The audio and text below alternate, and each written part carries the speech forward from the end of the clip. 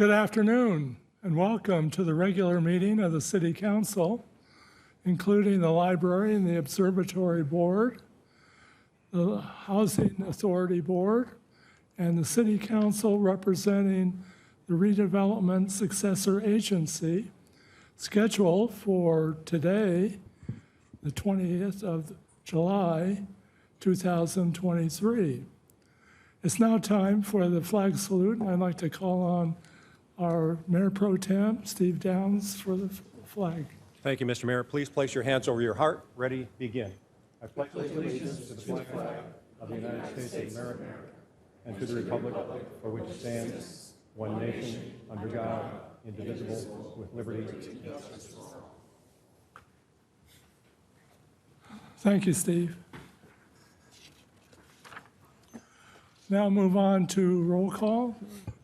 Clerk, could we have a roll call, please? Of course. Councilmember Mulatto? Present. Councilmember Marker? Present. Councilmember Weil? Here. Mayor Pro Tem Downs? I'm here. And Mayor Kite. Here. Thank you. Now we have a special event here, and I'd like to call up to the dais. Actually, Ryan, you're already here. Yeah. So, Ryan Stendale, the Public Works Director. Thank you, Mayor. It's my honor to introduce Katie Stice, the Chamber CEO for our Rancho Mirage Chamber of Commerce, to give us an update on the Taste of Summer, which she will be up to do. Welcome, Katie.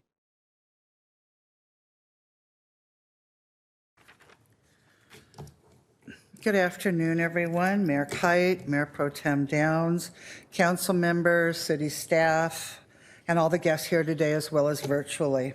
I'm Deborah Fink from WDC Kitchen and Bath. I'm also a board member on the Rancho Mirage Chamber of Commerce. I'm very proud of it. Today, we proudly invite everyone out to the Taste of Summer Rancho Mirage, which we kicked off on Monday night at a great event at Perch, and it goes through to August 13th. This year, we have the largest number of participants we've ever had, with 24 restaurants, dozens of specials, and almost 40 nonprofits selling wristbands to lucky foodies looking for some cool deals this very hot summer. This event is fun and involves the entire community. Folks will enjoy their favorite spots and try new ones as well. We thank you, the city, for all of your support, to the Chamber as well as the community, and together we are making a difference. At this time, can we play the video? Come support local businesses with us this summer. Taste of Summer Rancho Mirage is back and better than ever. July 17th through August 13th, come enjoy local deals and great specials. Get a wristband for $10 and proceeds benefit over 30 Coachella Valley charities and the Chamber of Commerce. Visit tasteofsummerranchomirage.com for your cool deals and great specials this summer. And of course, that was our beautiful Katie. We encourage everyone to buy your $10 wristband, either from the Chamber or from one of our participating nonprofits, and get out there and enjoy our fabulous restaurants. In closing, it's important to note that this month-long event, is also a powerful economic driver during slow months and impacts jobs and two industries that are still making their comeback after the terrible pandemic: restaurants and nonprofits. For more information, please visit tasteofsummerranchomirage.com. Thank you to the city of Rancho Mirage. Thank you. Thank you. Thank you.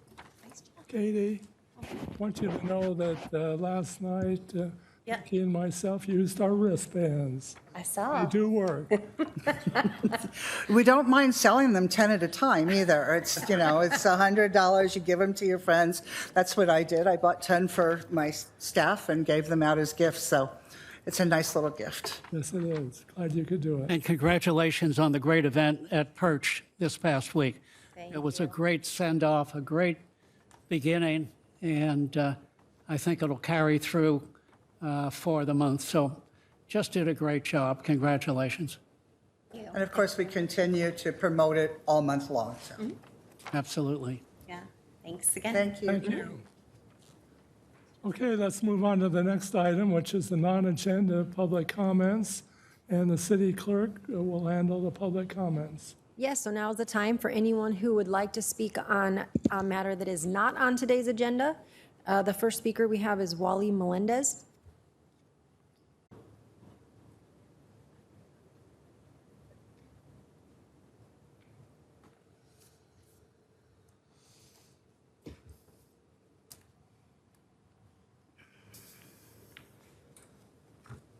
Good afternoon, City Council, administration, and we the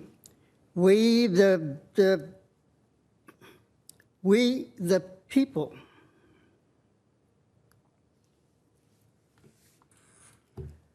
Getting back to my subject, clean air, gasoline burning cars, which everybody loves, that the future is not gasoline burning cars. Because as you all know, gasoline burning cars produce carbon monoxide, CO. CO replaces the oxygen in living things like people. The CO replaces the oxygen, which leads to poisoning. I notice, and I've done it myself, people that have air conditioning in their cars and that go from their air conditioned homes to the store, to the banks. They get out of the cars and they leave their cars running, their gasoline burning cars, which are producing carbon monoxide, which is making our air poisonous, a very poor quality of air that makes people sick. That's why we have invented, I say we, I'm sort of like a scientist myself, the fuel cell. The fuel cell does not burn gasoline. It's a reaction, a chemical reaction with hydrogen and oxygen of the air, and it only produces water, not carbon monoxide. So, follow my thoughts, you that have the resources, the people, your staff can be looking into this. Make up a resolution that you will put up at least one hydrogen fuel cell charging station for the cars of the future.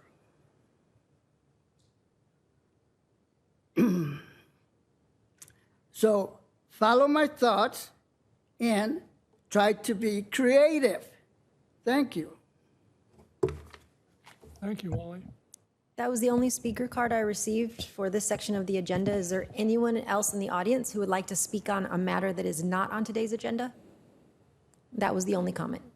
Thank you very much. Normally, this spot on the agenda goes to council comments. We have one individual who'd like to make a comment, and that's our Mayor Pro Tem, Steve Downs. Oh, actually, I do not have a comment that I wish to make. What I want to do, though, is show the chamber and those watching on TV the size of the agenda book today. So we have a lot to go through. So I think we'll all have plenty to talk about when we get to this. So no, Mr. Mayor, I don't plan to have comments today. Thank That you. was only one of many, huh? Okay, well, we'll have to wait for 2 weeks then to find out what the comment was. All right. Okay, now we're moving up to the city manager's comments. Would you like to make a comment? Yeah, the only You're comment. not city manager. The only comment I have this afternoon, Mayor, is for anybody in the audience or on the video stream wondering why I'm sitting in this seat rather than the cheap seats down way. Our city manager is on a well-deserved vacation with his family, so I'll try and fill in as best I can this afternoon. Bear with me as we get through the agenda. Thank you very much. But those aren't the cheap seats, Ryan. Those are the important seats. Thank you, Ryan. Okay, we'll move on to the consent calendar, and this is where you'll be able to hear more from Brian All right. as he does the consent calendar and working with the public comments. So, Ryan? All right. Thank you, Mayor. Again, we have 5 items on the consent calendar for this afternoon. I'll run through very briefly. Item number 1 is to waive full reading of all ordinances introduced or adopted pursuant to this agenda. Item number 2 is to approve the meeting minutes from the July 6, 2023 regular meeting. Item number 3 is to approve a closure for the library and observatory for the 2024 Rancho Mirage Writers Festival. Item number 4 are contracts. Item number 5 are demands. And prior to giving it back to the council for discussion, I'd ask Christy to please handle public comment related to the consent calendar. Of course, I did not receive any speaker cards relating to the consent calendar. Is there anyone in the audience who would like to speak on the consent calendar items? And there are no comments. Any comments from the council? I don't, and if there are no others, I move to approve the consent calendar. I'll second that. Please vote. Motion carries 5-0. Okay, thank you. We will now move on to the public hearing section of the agenda. And item number 6 is the consideration of several action items for the Desert Island Hotel. And we're going to have Pilar Lopez, the senior planner on this item, to give you the staff report. Pilar? Thank you, Mayor Kite. And allow us a moment for the slides to come up. And good afternoon, City Council. I have for your consideration the Desert Island Hotel. The Desert Island Country Club was originally approved by the County of Riverside in 1971. By 1979, 3 towers totaling 226 units, an 18-hole golf course, a lake, a clubhouse, and ancillary buildings had all been constructed per the original approvals. The Desert Island Specific Plan was approved in 1991, and the project you're considering today proposes the development of a boutique resort hotel with amenities. The applicant submitted several entitlement applications that are being processed concurrently. EA 22-0012, GPCMA 22-0002, SP 22-0002, DA 22-0003, TPM 22-0004, and PDP 22-0001.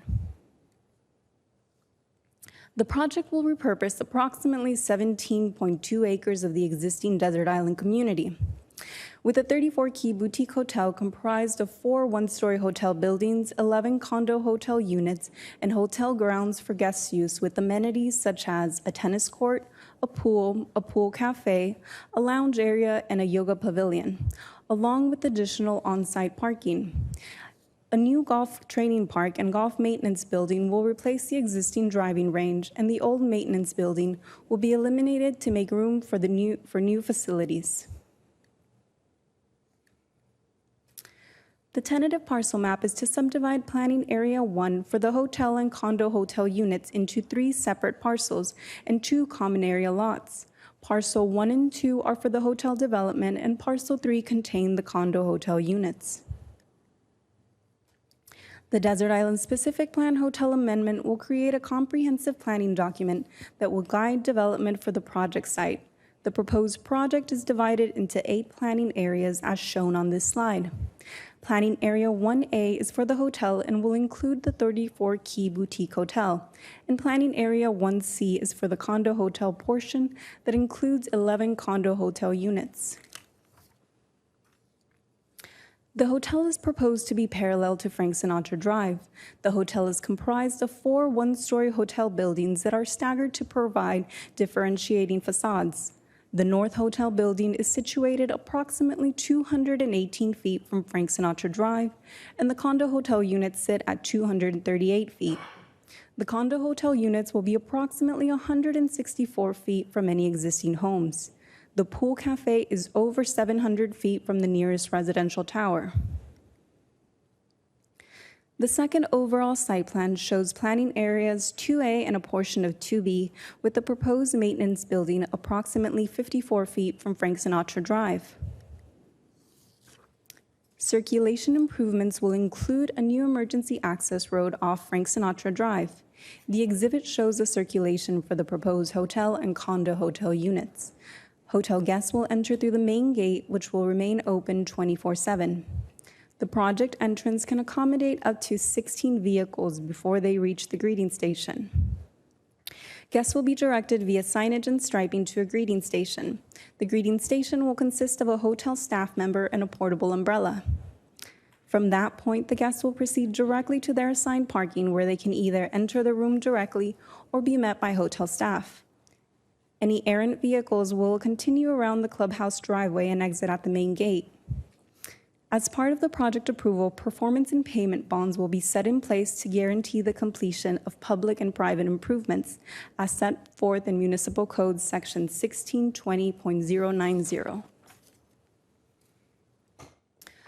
The displayed slide addresses residential access, pedestrian access, and golf cart access. Exhibit 1 shows the residential gate that separates the existing clubhouse traffic from the residential island. The separation between the resort hotel and existing residential use must be maintained at all times. The project-specific development agreement has a provision that requires a separation between the commercial component and existing residential. Exhibit 2 shows the pedestrian pathways and shared drive aisle. Exhibit 3 shows the golf cart path from hole 9 to hole 10. The specific plan requires 1.1 parking space per key. The subject PDP proposes 34 keys, which equates to 38 spaces. The applicant has provided a total of 376 spaces throughout the 17-acre site. Parking is provided in each use area, with the grand aisle as the access driveway and parking area for the hotel. Dedicated garages and guest parking spaces are provided at each condo hotel unit. And east of Island Drive, the relocated maintenance building affords an opportunity for additional golf and clubhouse parking. The applicant proposes 9 ADA parking spaces within the project area that exceeds the city's municipal code requirement. The color palette for the entire project consists of desert tones and vibrant greens blended with metal and wood. The colors and materials work to create a unique and original product, inspired by the existing surroundings. Steel frames will be a muted green tone, with the doors and frames to be a rich green, and the roof will be slate gray metal.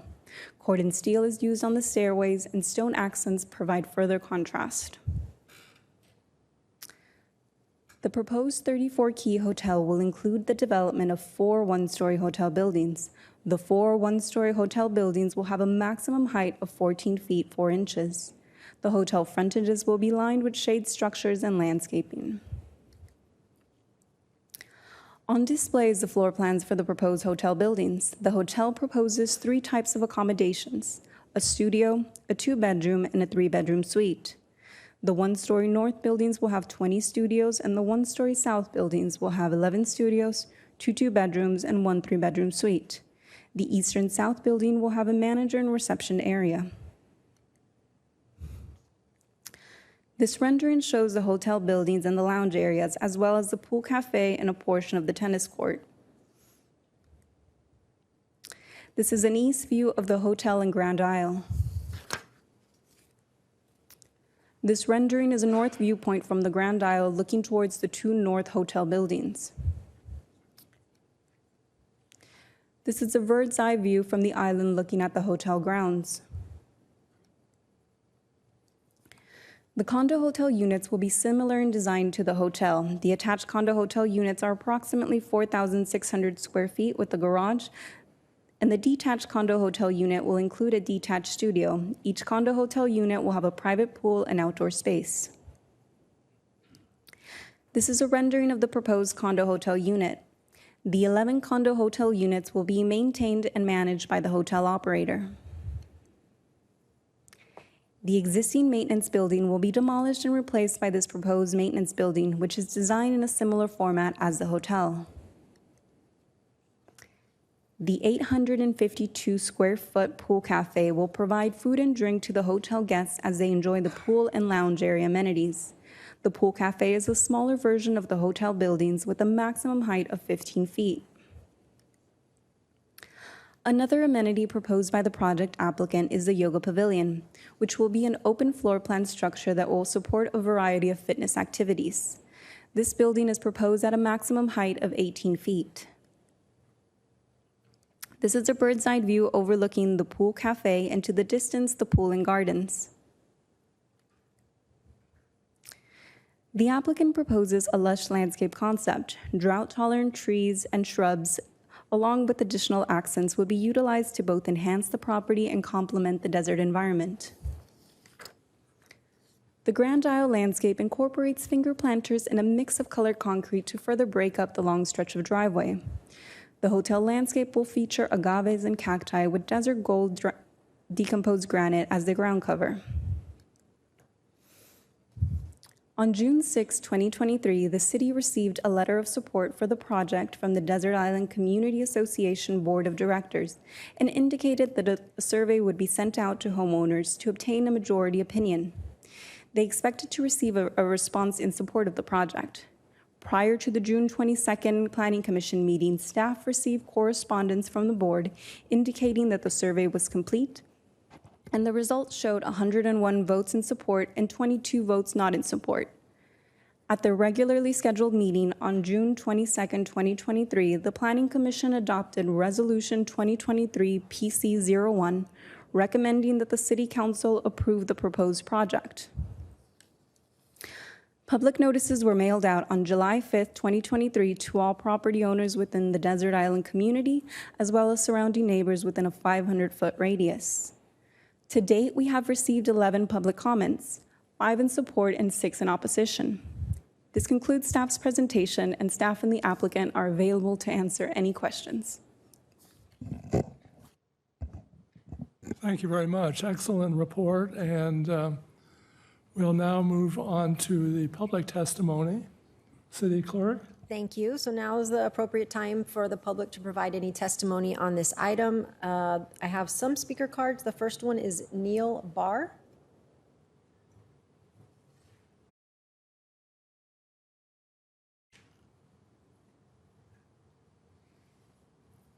Good afternoon, council and staff. I want to tell you first, I think that you're doing an incredible job of running our city. Thank you.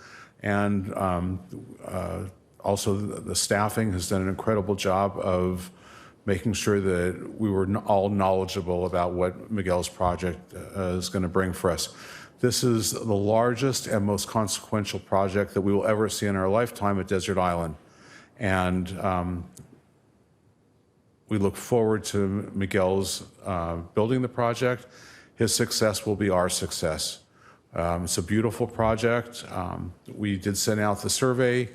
We got a majority of people encouraging the project and looking forward to the project. And we want to make sure that we're good neighbors to Miguel and Miguel is good neighbors to us. So thank you, and I encourage you to approve the project. The next speaker is Julio Flores.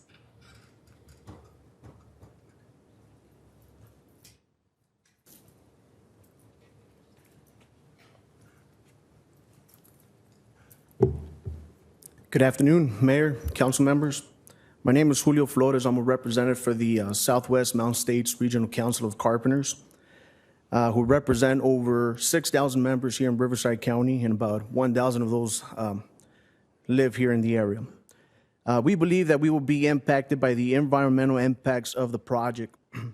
The city should require the project to be built with contractors that will hire locally, pay prevailing wages, and utilize apprentices from a state-certified apprenticeship training program. Workforce requirements reduce construction-related environmental impacts while benefiting the local economy and workforce development.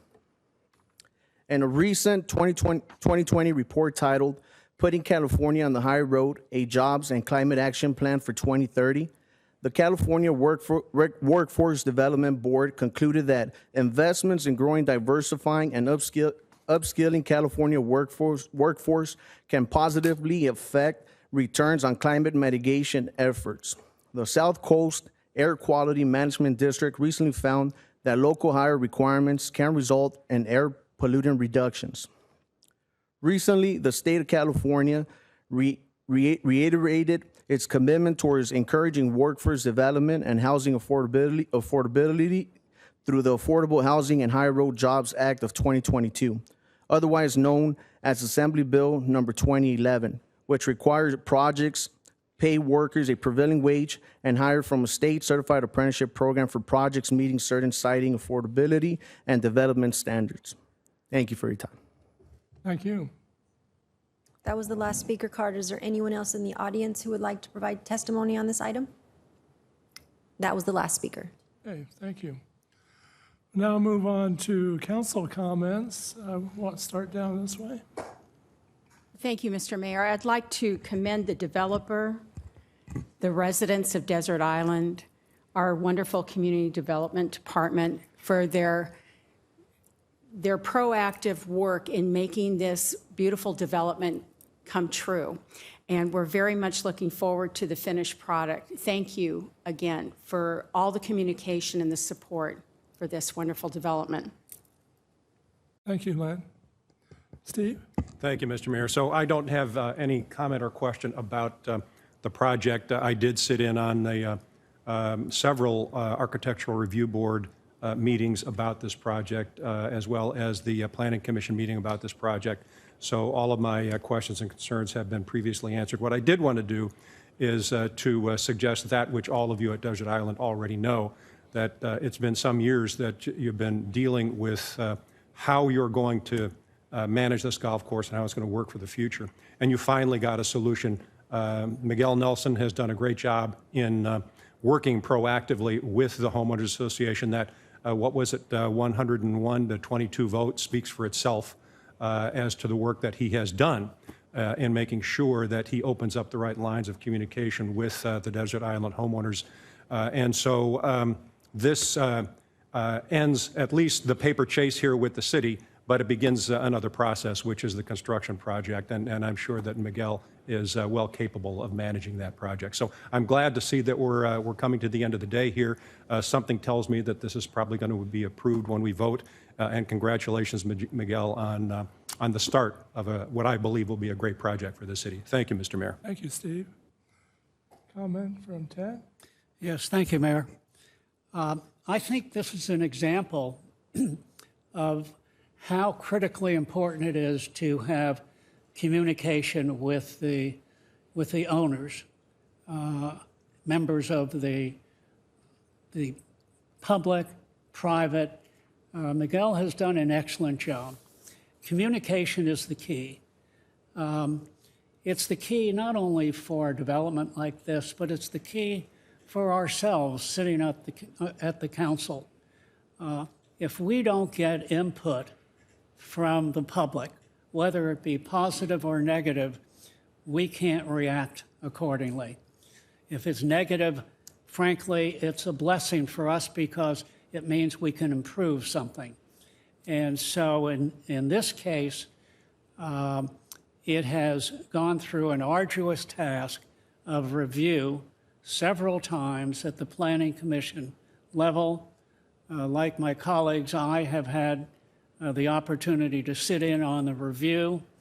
It has been most complex, and I think that the end product here speaks for itself. I think it will turn out to be quite magnificent. So again, I compliment McGill for being proactive from a communication standpoint, and I look forward to the success of this project. Thank you, Mayor.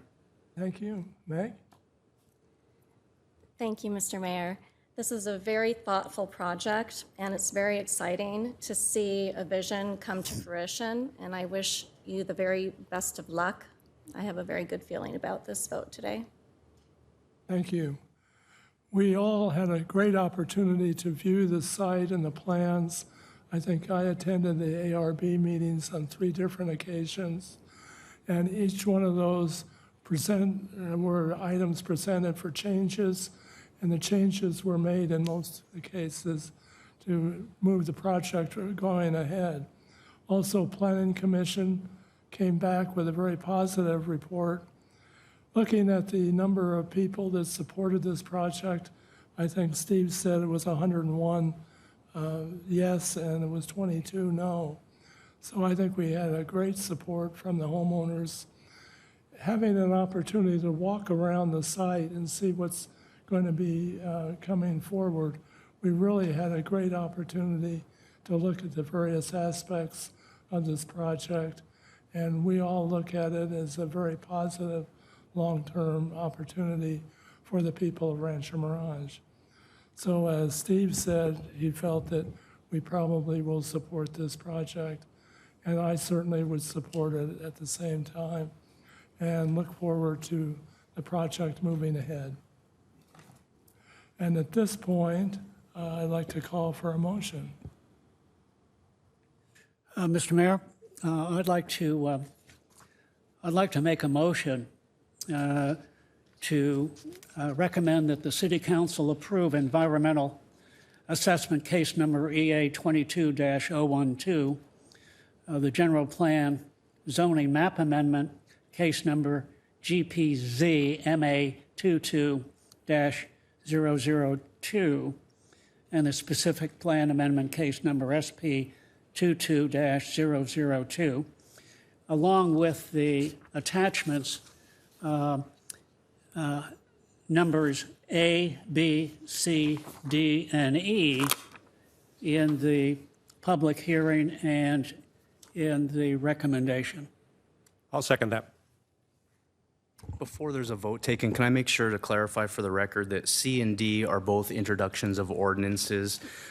First, C related to SP 22-002, the specific plan, and the introduction item D, which is an ordinance approving the development agreement between the developer and the city of Rancho Mirage, for the record.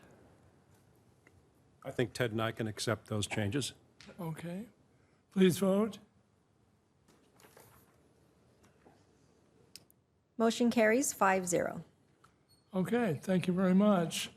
Let's move on to item number 7. And congratulations to you. Congratulations, Miguel. And to the homeowners. And Pilar can get rid of those thousands of pounds of books that I'm sure are scattered throughout her office. Okay, we'll now move on to consideration of resolution and ordinance related to the city's certified housing element. And at this time, I'd like to turn the podium over to Marcus Aliman, the housing manager, who will do the staff report. Marcus? Good afternoon, Honorable Mayor Kite, council members and staff. Give me a second to get the slideshow up real quick. In March 2021, the Southern California Association of Governments adopted its 6th cycle Regional Housing Needs Allocation, RHNA. The RHNA is mandated by state housing laws as part of the periodic process of updating local housing elements of the general plan. RHNA quantifies the need for housing within each jurisdiction during the specified planning period. For the 6th cycle planning period, the City of Rancho Mirage was mandated an allocation of 1,746 affordable units. City staff, in conjunction with our housing consultants, produced the 6th cycle housing element update, which created goals, policies, and programs to meet the city's mandated housing needs. The city's 6th cycle housing element update was adopted by City Council on March 3rd, 2022, with minor amendments considered on July 21st, 2022. The housing element was certified by the California Department of Housing and Community Development, HCD, on August 17th, 2022. Today's request will implement some of the certified housing elements' goals, policies, and programs that require amendments to the current Rancho Mirage Municipal Code and General Plan zoning map. It's important to note that these amendments were considered with the approval of the 2022 housing element update, and the proposed project is simply implementing the policies approved and certified by the state. The proposed zoning text amendments are proposed to implement housing element policy H1, which states the general plan shall provide for a mixture of residential densities dispersed throughout Rancho Mirage. The proposed zoning text amendments are based on implementation of the following programs: Program H1C, Program H1D, Program H2B, Program H9A. The zoning text amendments to to the Rancho Mirage Municipal Code are focused on Title 17 zoning and include Chapter 17.14 overlay districts to introduce an affordable housing overlay, Chapter 17.22 affordable housing incentives, density bonus provisions to remain consistent with state density bonus provision, Chapter 17.26 parking and loading standards to update parking standards for various types of temporary housing, and Chapter 17.90 definitions. The purpose of the subject general plan zoning map amendment is to place the proposed affordable housing overlay onto 2 properties as required by Policy H9, Program H9A. Those sites are Housing Element Inventory Site B and Site D.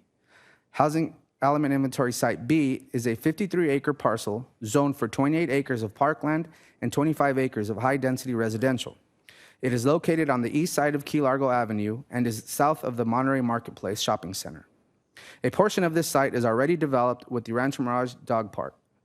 Housing Element Inventory Site D is a 12-acre parcel currently zoned for mobile home park. It is located at 39360 Peterson Road.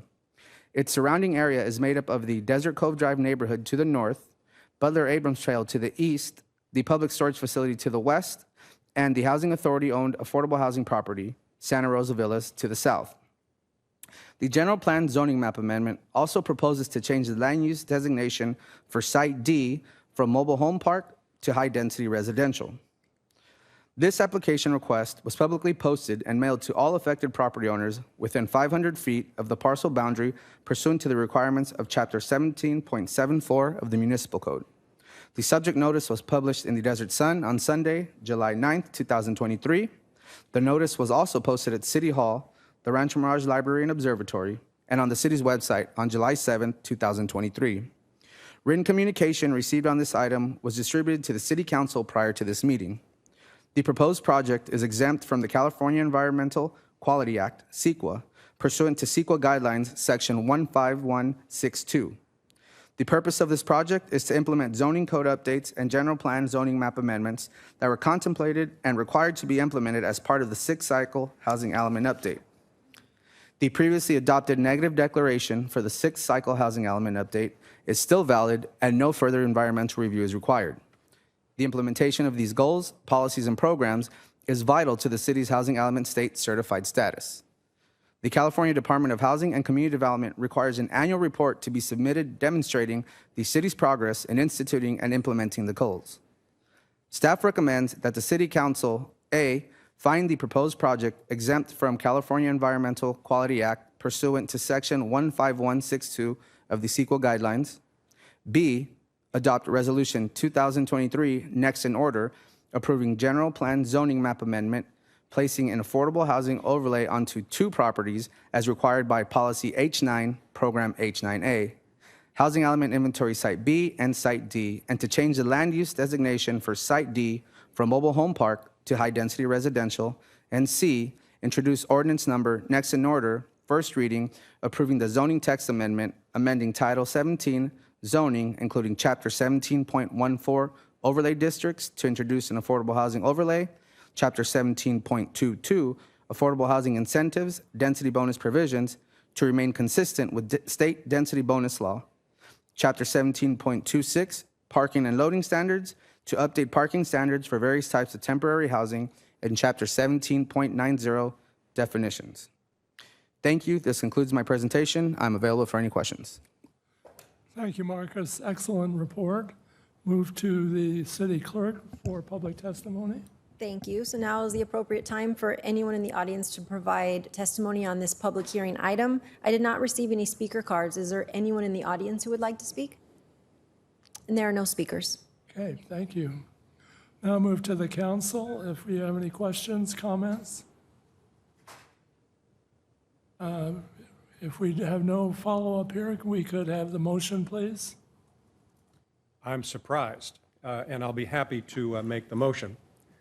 Let's see, where are we? So this is that the City Council, A, find the proposed project exempt from California Environmental Quality Act pursuant to Section 15162 of the CEQA Guidelines. B, adopt resolution number 2023 next in order, approving the general plan zoning map amendment, placing an affordable housing overlay on 2 properties as designated by Policy H9, Program H9.A, Housing Element Inventory Site B and Site D, and to change the land use designation for Site D from mobile home park to high-density residential. And C, introduce ordinance number next in order, first reading, approving the zoning text amendment, amending Title 17, including Chapter 17.24, to introduce an affordable housing overlay, Chapter 17.22.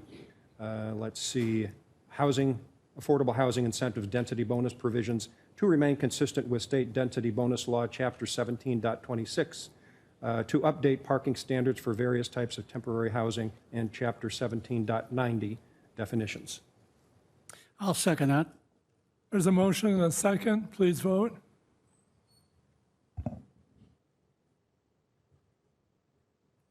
Motion carries 5-0. Unlike my colleague, no, I'm not surprised. I think it just makes total sense. It's a solid plan.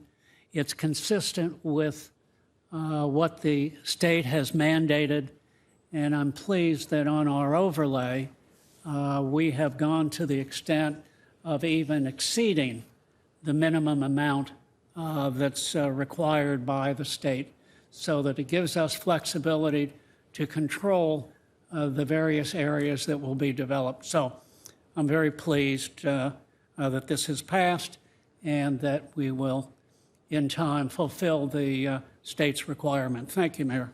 Agreed. Thank you. Thank you, Steve. We're now going to move on to item number 8, which is the consideration of Rancho Mirage specific plan amendment. And I turn that over to Ben Torres, Planning Manager, to do the staff report. Ben? Good afternoon, Mayor and City Council members. We'll give it a second here for the presentation to pull up. The Rancho Mirage specific plan amendment project site occupies approximately 35 acres of undeveloped land west of Monterey Avenue and north of the Dick Kelly Ginger Rogers Road alignment. The project is within the boundaries of the Monterey specific plan, which encompasses approximately 320 acres and was entitled in the early 1990s by the City Council. The project site is shown in blue. The request proposes a specific plan amendment that would set development standards and regulations for a mixed-use development of up to 400 residential units and up to 150,000 square feet of commercial retail space, which can include up to 150 hotel keys and associated improvements. It is important to note that the current request does not include entitlements for vertical development and only includes the consideration of the specific plan amendment that would allow for future development projects on the site to be submitted and considered. A general plan and zoning map amendment is proposed to amend 18.5 acres of the existing underlying general plan designation of community commercial to mixed use in order to propose residential unit uses within planning area 2. Although the specific plan amendment will guide development on the site, changing the underlying zoning designation for a portion of the project site to mixed use will provide more consistency between the specific plan and general plan. The project site is divided into 2 planning areas. With a mixed use / commercial flex zone overlay over a portion of planning area 2. Planning area 1 for commercial consists of approximately 14 acres of land that will allow for community commercial uses. Some uses that could occur within this site include restaurants, hotels, and commercial retail. Planning area 2, designated as mixed use, will consist of about 18.5 acres of land and will allow for a variety of uses, which may include residential use units, offices, and commercial uses. And then the mixed use / commercial flex zone overlay. The purpose of this is to allow a mix of residential and commercial uses while allowing flexibility and the ability to adapt to changing market conditions. The flex zone is approximately 9.5 acres in size, and again, it's solely located within the boundaries of planning area 2. Uses in the flex zone are generally those allowed in planning areas 1 and 2. Two conceptual site renderings were provided in the specific plan just to show for reference purposes what can be envisioned for the project site when a future development project is submitted. The site plan on the left shows a development of 312 residential units with 101,000 square feet of commercial uses, while the site plan on the right shows the maximum build out of commercial at 150,000 square feet and 192 residential units. A mitigated negative declaration was prepared, which includes mitigation measures for biological resources, cultural resources, geology and soils, and tribal cultural resources. The Planning Commission also reviewed this project on June 22nd and unanimously recommended approval. So at this time, staff recommends that the City Council adopt resolution number next in line approving the mitigation and monitoring and reporting program and mitigated negative declaration for the proposed project based on environmental assessment case number EA 22-0001. Two, adopt a resolution next in line approving general plan zoning map amendment GPZMA 22-0001 to change the underlying zoning designation of the approximately 35-acre subject property from community commercial to a combination of mixed use and community commercial. And lastly, to introduce and adopt ordinance next in line approving specific plan amendment SP 22-001. That concludes staff's presentation. Staff and the applicant are available to answer any questions. Thank you. Thank you, Ben. City Clerk, do we have public testimony here? Thank you. I did not receive any speaker cards. Is there anyone in the audience who would like to provide public testimony on this item? There are no speakers. Okay, thank you. Go back to the council. Any comments from the council? Mayor, I'd like to comment that I'm very pleased to see that this project come before us. I know that the developer and their team has been working on this for a long time. It's a property in a very important part of our city. Brian Tracy, who again has been involved here, was very instrumental in leasing the majority of the property in the Rancho Las Palmas Shopping Center, which has turned out to be exceedingly successful. I feel the same way about this project. I hope that the developer, should we approve this today, is able to follow up and get it built. Like so many of the projects that come before this council, it's one thing for us to approve it, and then, of course, the challenge for the developer will be getting the financing to get it constructed. So, from a personal standpoint, I think it would be an excellent project. It would be a great addition to the city, and I look forward to voting for it. Thank you, Mayor. Thank you. Any other comments? One comment down there? Okay. This is really an interesting project and one that's been on the books for a long time. It will really be exciting to see how it's developed and how there's a significant benefit to that end of the city. So look forward to approving this project, and hopefully they can move ahead on a very short-term basis. And with that, we need a motion. I'll be happy to make that motion, Mayor, that the City Council make a motion to approve the Rancho Mirage specific plan amendment environmental assessment case number EA 22-001, general plan zoning map amendment case GPZMA-22-001, specific plan amendment case number SP 22-001. Consider adopting and recommend resolution number 2023 approving the mitigation monitoring and reporting program and mitigated negative declaration.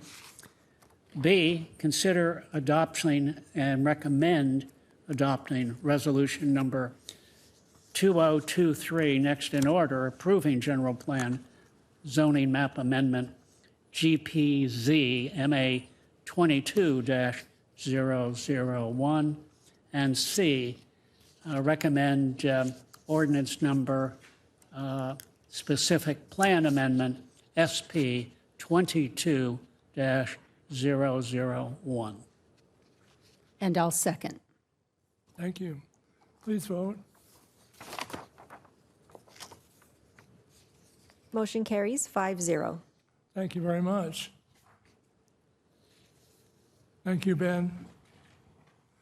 Now move on to item number 9, which is the consideration of an AT&T wireless telecommunications facility. And I turn this over to Leslie Vasquez, the assistant planner, and who will do the staff report. Leslie? Thank you, Mr. Kite. I'll wait for a second for the slides to pull up. Good afternoon, Mayor and City Council. I have for your consideration environmental assessment case number EA 23-0001 and conditional use permit case number CUP 23-0002 from SmartLink on behalf of AT&T Wireless. The request is for a 60-foot tall wireless telecommunication facility with an equipment shelter and generator.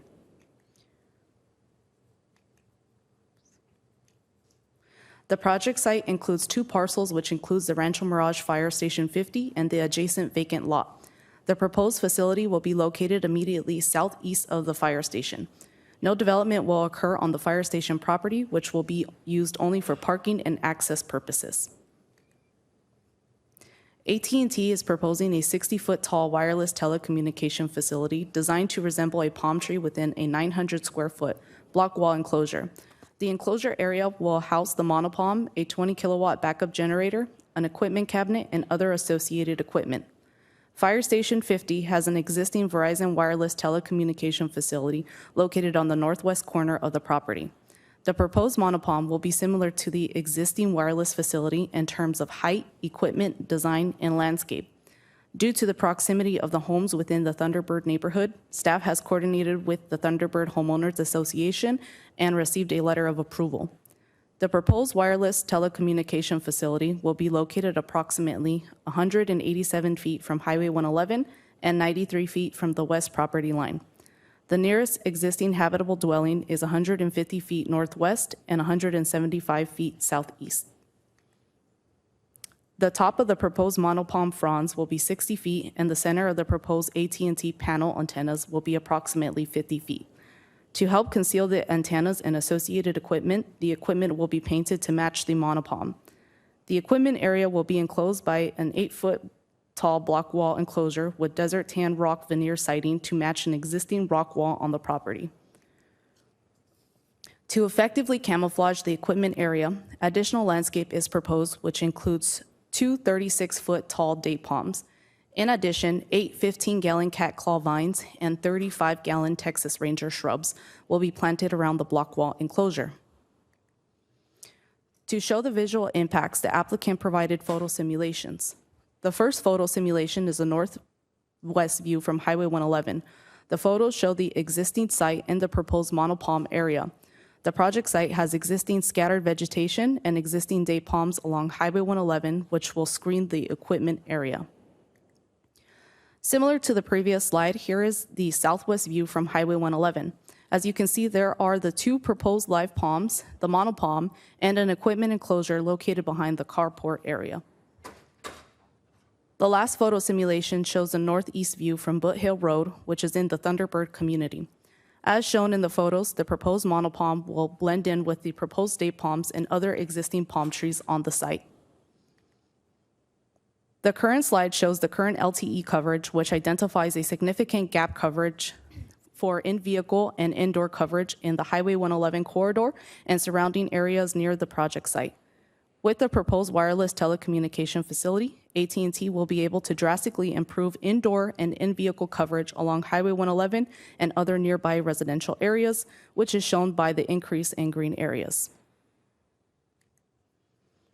The project is categorically exempt from CEQA pursuant to CEQA Guidelines Section 1503 for new construction or conversion of small structures. Therefore, no further environmental review is required for this request. On June 22, 2023, the Planning Commission unanimously recommended that the City Council approve the project. Staff recommends that the City Council approve the filing of a notice of exemption based on the environmental assessment case number EA23-0001 and pursuant to the California Environmental Quality Act CEQA Guidelines Section 15303, new construction or conversion of small structures, and approve conditional use permit case number CUP23-0002, subject to the conditions of approval and based on the content and findings in the staff report. This concludes the presentation, and I would be happy to answer any questions. Thank you. City Clerk, do you have Thank any you. testimony? I did not receive any speaker cards for public testimony on this item. Is there anyone in the audience who would like to provide testimony on this item? And there are no speakers. The only card I received was from the applicant, so he is in the audience and is welcome to come up. Okay, thank you. Council comments? No comments? Comments? I'll make this brief comment, Mayor, that on all of the applications for a cell tower, one of our requirements in the planning department is that the applicant, if approved, gives the ability for other carriers to negotiate and use that same tower. So although this is an AT&T wireless communication tower, if another carrier came along and said, we would like to use that, they have the right and ability to contract with AT&T for the use of the facility. So although AT&T is the approved applicant, it could lead to others should they so desire. Thank you, Mayor. Thank you, Ted. Boy, we really need this tower. It's been a long time coming, and hopefully we can see some more expansion in the area. Do we have any open spots for installations of more poles on this? Can you repeat your question? Do we have any areas open in Rancho Mirage where we need an additional cell tower? I think Mina would be able to answer that. So, go ahead, Maya. You can go ahead, Ryan. I was just going to say, we don't keep the propagation maps that are shown on screen. We're more reactionary to when the service carriers come and ask questions of city staff. So is there a gap? I'm sure there probably is one that exists, but we're not aware of it. We react to those applications that come to us. As you saw on the map that was shown on the screen, there is a pretty significant gap there, and most of us driving east or westbound in that area have dropped a call a time or two. So I think that there's definitely a demonstrated need as shown by those maps. Okay. Thank you, appreciate that. Okay, any more comments? I'd like to just make a comment in reference to a few letters that we received from homeowners regarding environmental concerns. I did consult with my chief engineer at Marker Broadcasting, who has extensive knowledge in this matter. And this project meets all of the very stringent FCC guidelines. He says the project will have no health risks to the public. And concurs, and I agree with my fellow council members. It is imperative that we upgrade our networks so we continue to remain efficient and competitive. Thank you. Any other comments from council? Can I have a motion, please? I'll go ahead and make the motion that the City Council, A, approve the filing of a notice of exemption based on environmental assessment case number EA23-0001 and pursuant to the California Environmental Quality Act guidelines, section 15303, and B, approve conditional use permit case number CUP23-0002, subject to the conditions of approval and based on the content and findings in the staff report. I'll second that. Motion and a second, please vote. Motion carries 5-0. Okay, thank you. Now move on to item number 10, which is the periodic review of the development agreements. And Pilar will be handling this. Mr. Mayor, I must recuse myself from this section of the agenda. As will I. And the reasons for the recusals is because Councilmember Downs lives within Rancho Mirage Country Club and Councilmember Mulatto lives within the Pulte Homes project. So my recommendation is that we consider those two DAs separately. And because this impacts your primary residences, you have two options. One, you can leave the chambers or you can sit down in the audience and comment on these items. Thank you, Steve. So we now have, Yes, so we'll allow the council members to exit, and then the slides will be brought up momentarily. okay. And good afternoon once again. The city's municipal code requires the periodic review of active development agreements to determine if the subject property owner and/or developer is performing in good faith with the terms and conditions of their respective development agreement. This review period is for the year 2023. There are currently 13 active development agreements that are subject to this periodic review.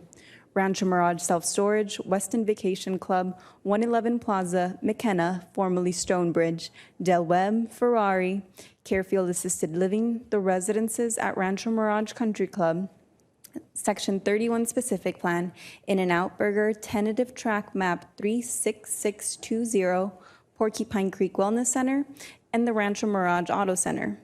The table summarizes the status of each agreement's current standing. All 13 development agreements are considered to be in good standing and in compliance with the existing terms and provisions of their respective agreements.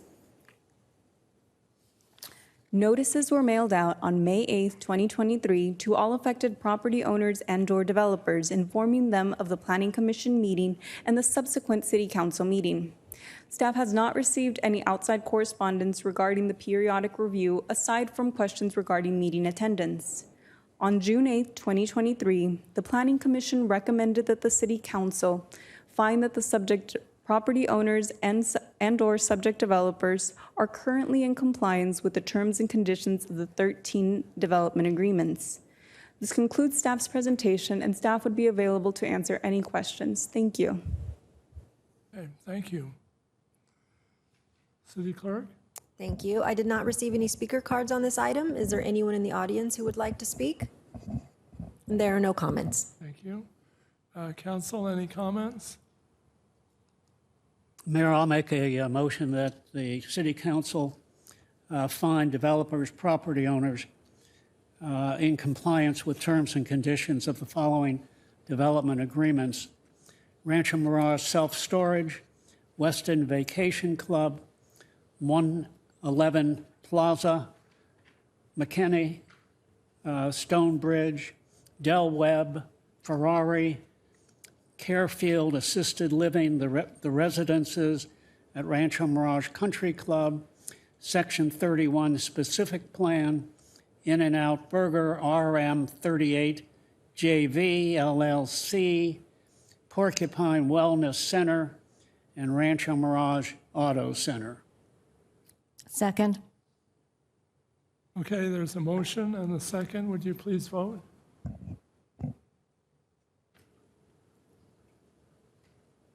Motion carries 3-0 with Mayor Pro Tem Downs and Councilmember Mulatto recused.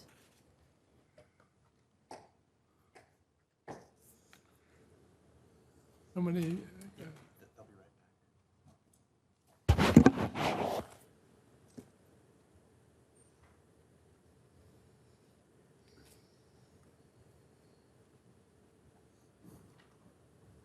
you come back.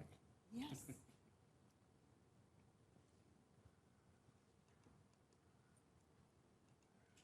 Thank you. You didn't miss a thing. Well,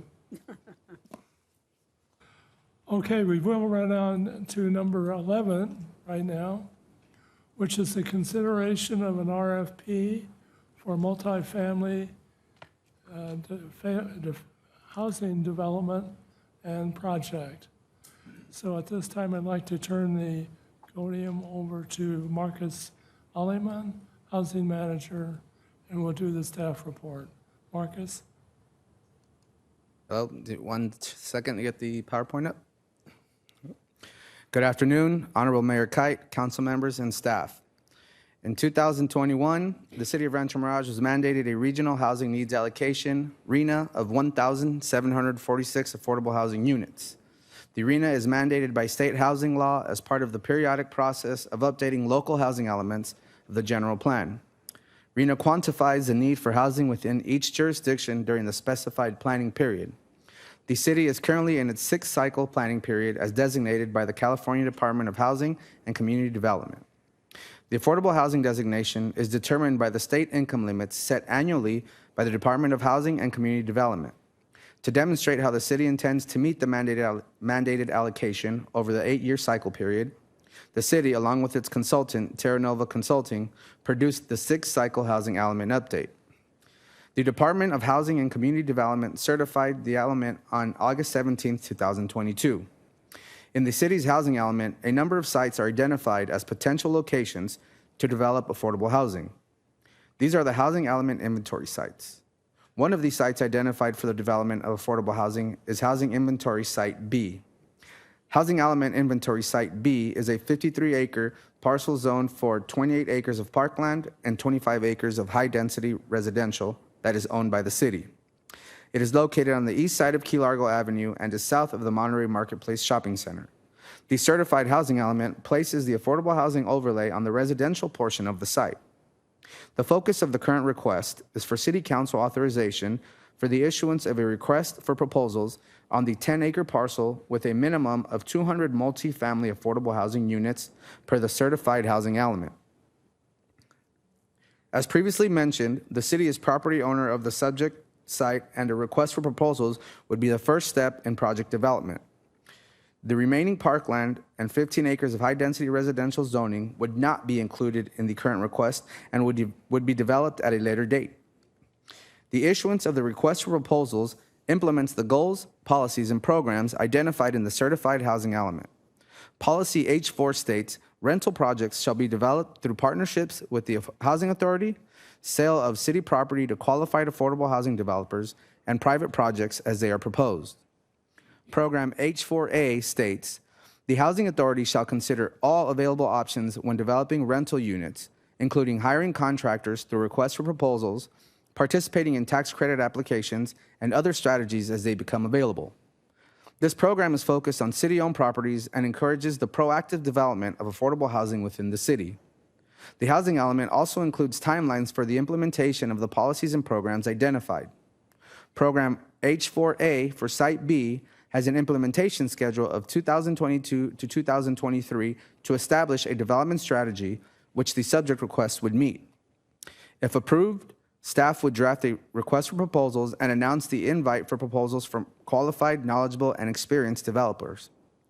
The announcement would be sent out via the city's e-news notification to anyone who has signed up to receive requests for proposal notifications and to developers that have participated in the housing element update process.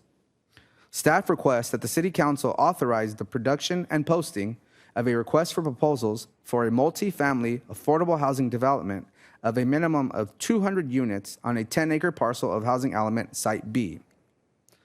Thank you. This concludes my presentation. I am available for any questions. Thank you, Marcus. City Clerk? Thank you. I did not receive any speaker cards on this item. Is there anyone in the audience who would like to speak? There are no comments. Okay, thank you. Council, comments? Yes, Mayor, I think that, as Marcus explained, the reason for the request for proposals is there is a lot of interest in the opportunity to develop these properties. And there are numerous qualified developers that specialize in the area. And we felt that it was only fair and proper that we open up the process to proposals as opposed to any sort of an exclusivity with any one particular developer. So That is the reason that we have the RFP as part of this proposal.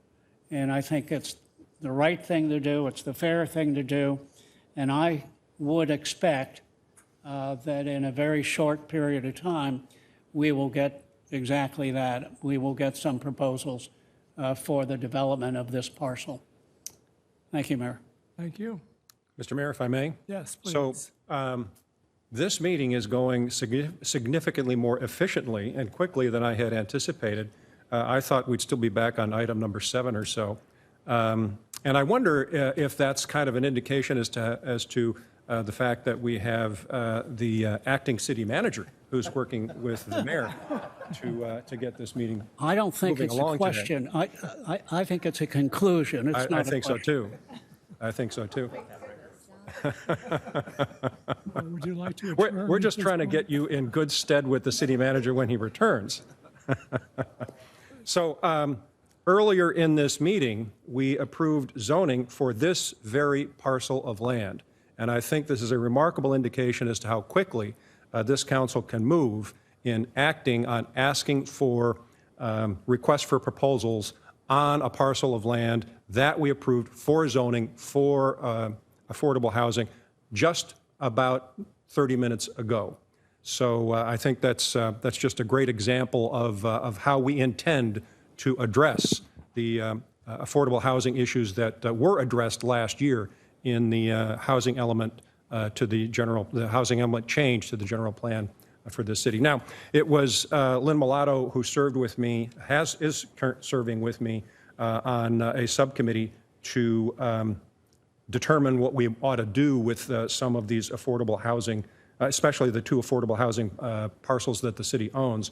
And so I'd invite Councilmember Marker to make a comment if she likes, but I would ask that Councilmember Mulatto, since she acted with me on the subcommittee, to make the motion. Councilmember Marker? I don't have a comment at this time. I just appreciate all of your hard work and dedication that you've done to fulfilling your task at hand, and I think you've done a wonderful job using the resources that we have available within the city and so forth. Thank you. Thank you. And with that, I'll make a motion that the City Council authorize staff to produce and post a request for proposal, also known as an RFP, for a multifamily affordable housing development project on 10 acres of city-owned housing element inventory, Site B, assessor parcel number 689-180-012. I'll second. Please. There's a motion and a second. Please vote. Motion carries 5-0. Okay, moving on to the next item, item number 12, which is the consideration of participating in the County of Riverside's Urban Country program. And at this time, I'd like to turn it over to Marcus Solomon for your staff report. Thank you, Mayor Kite. Good afternoon, Mayor Kite, council members, and staff. The U.S. Department of Housing and Urban Development provides annual grants on a formula basis to states, counties, and cities for the Community Development Block Program, CDBG, Emergency Solutions Grant Program, ESG, and Home Investments Partnership Program, HOME. The CDBG program aims at developing viable urban communities by providing decent housing, a suitable living environment, and by expanding economic opportunities principally for low and moderate income persons. The ESG program's focus is to assist people to quickly regain stability in permanent housing after experiencing a housing crisis and/or homelessness. The HOME programs helps fund a wide range of activities including building, buying, and/or rehabilitating affordable housing for rent or home ownership, or providing direct rental assistance to low-income people. Applications for funds can occur by applying directly to the state or by applying in cooperation with the county. In May 2023, the city was contacted by the County of Riverside to offer an opportunity to participate in their Urban County program for federal fiscal years 2024, 2025, and 2026. Participation in the Urban County program would authorize the county to receive and administer the city's CDBG, ESG, and home funds that would otherwise go to the state. Application through the county instead of directly to the state would clear any administrative obstacles and provide a more streamlined process. If the city does not participate in the county's program, application through the state would be required to access any grant funds. Participation in the Urban County program allows the city to produce local programs for its residents by utilizing the allocated funds and allows the city to benefit from access to established county programs that include homelessness assistance prevention programs, home rehabilitation program for low-income residents, down payment assistance, and gap funding for development of affordable housing. Staff is recommending that the City Council adopt Resolution Number 2023 Next in Line, authorizing the city to participate in the County of Riverside's Community Block Development Grant, Emergency Solutions Grant, and Home Urban County programs for federal fiscal years 2024, 2025, and 2026. Thank you. This concludes my presentation. I'm available for any questions. Thank you, Marcus. Steve, would you like this to go even longer? I'm quite happy with the efficiency of this meeting. Thank you, Mr. Mayor. We'll continue You're doing a on great then. job. City Clerk. Yes, we do not have any speaker cards on this item. Is there anyone in the audience who would like to speak? And there are no speakers. Okay, thank you. Council comments. Too long, too short? I'll make a comment, Mayor, that we apply for a lot of grants at the city. Many times we're not eligible. In this case, the byproduct and the bonus is the opportunity to deal directly with the county and bypass the state. That eliminates a quagmire of confusion and time. And so this should, if we are fortunate to get the grant, this should escalate the process considerably. So anytime we have that chance, we certainly want to take advantage of it. So I think it's a great opportunity, and we indeed should take advantage of it. Okay. Any other comments from the council? Can I have a motion, please? I'll make a motion to consider adopting resolution number 2023 next in order, authorizing participation in the County of Riverside's Urban County Program for the fiscal years 2024-2025, 2025-2026, and 2026-2027. And I'll second. There's a motion and a second. Please vote. Motion carries 5-0. Okay, thank you. We're winding down here, next to the last entry, and that is the consideration of a land lease agreement for the proposed AT&T wireless communication facility. And Ben Torres will handle this. Ben? Good afternoon, Mayor and members of the City Council. City staff are currently working on a land lease agreement with AT&T for a 60-foot tall wireless telecommunications facility that was just approved earlier at today's meeting that will resemble a palm tree. It will be located within a 30-foot by 30-foot wall enclosure, so approximately 900 square foot lease area that will be accessed through the parking lot at Fire Station 50. Initial lease payments for the use of city-owned property are proposed to be $2,000 per month, with rent increases of 2% beginning in year 2 of the lease and each year thereafter. The initial lease term is proposed at 5 years, which will automatically renew for an additional 5-year extension terms. The lease terms and rent are similar to the Verizon land lease agreement that is currently existing at the fire station. The financial terms for the AT&T land lease agreement are presented for the City Council's consideration. If authorized, city staff, including the city attorney, will work with AT&T representatives on the final terms and language of the land lease agreement.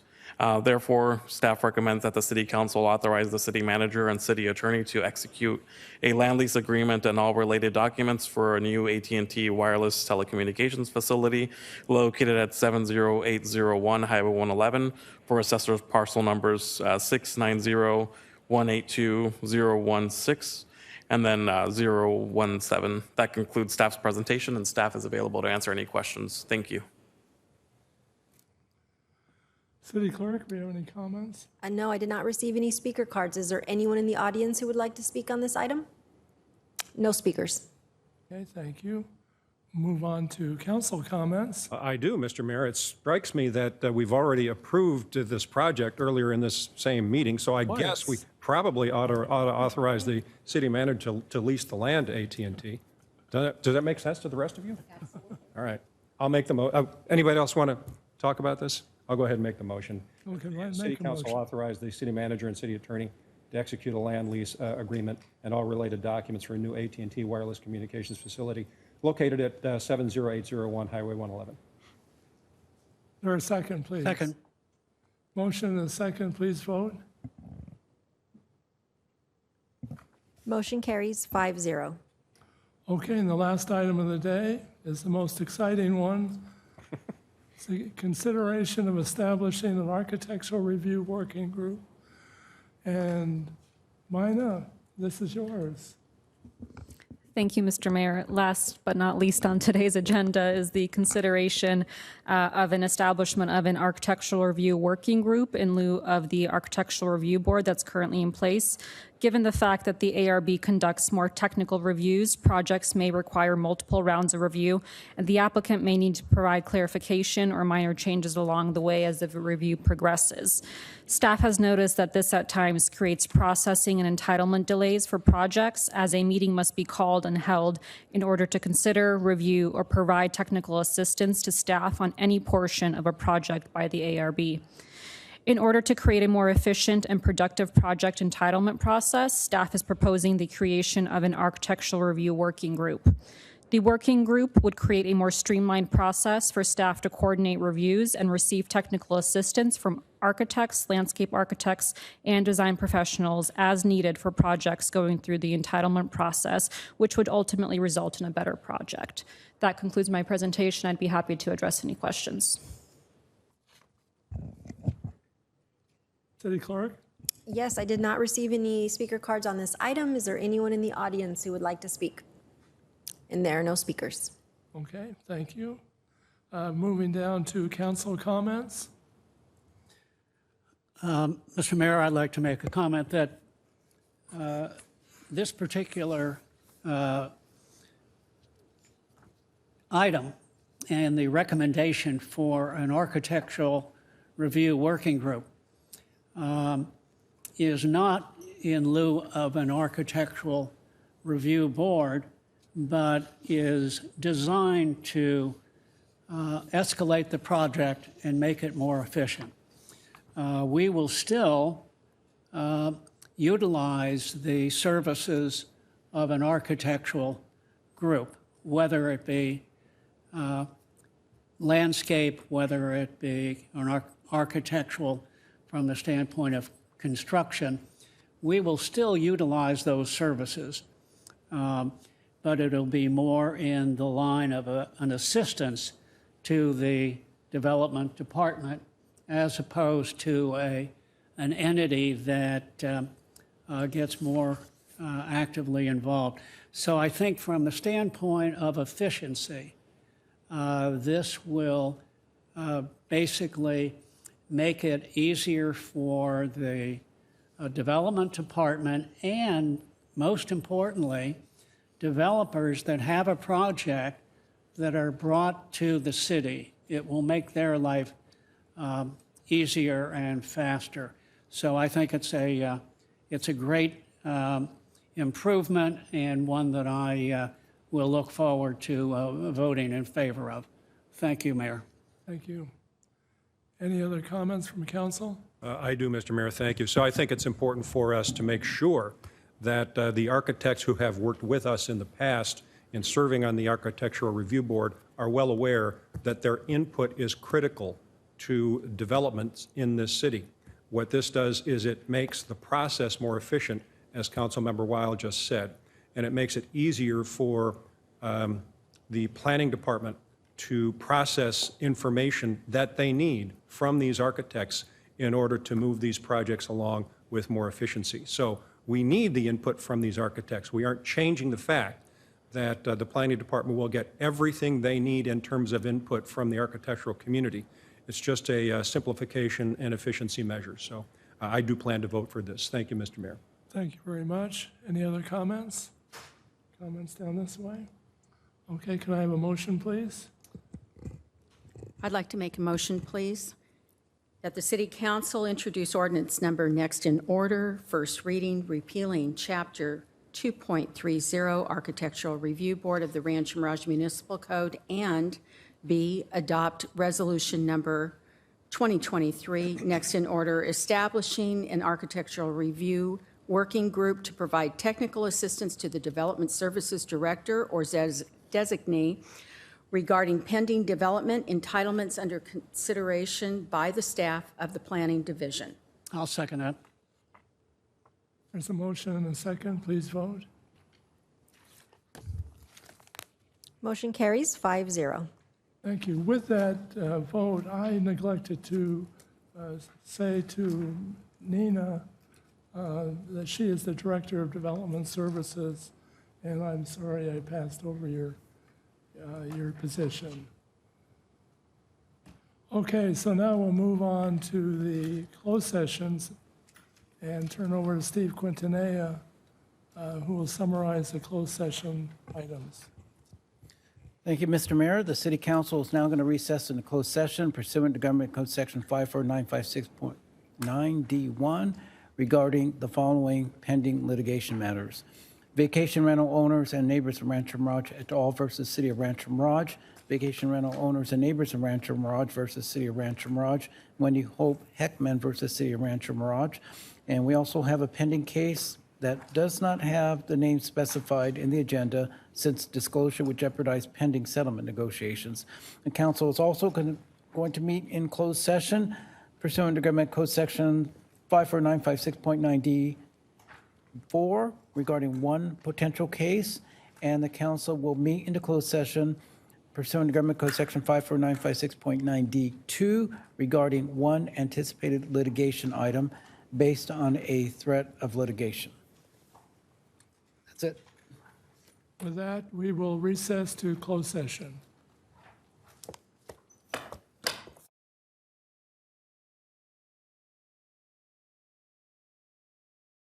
Reconvene from the previous closure. Okay.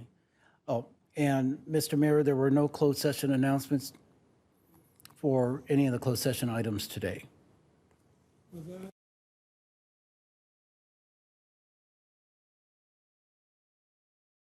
oh, one more time. During the meeting. It was decided that there was no reportable items, so we are adjourning for the day.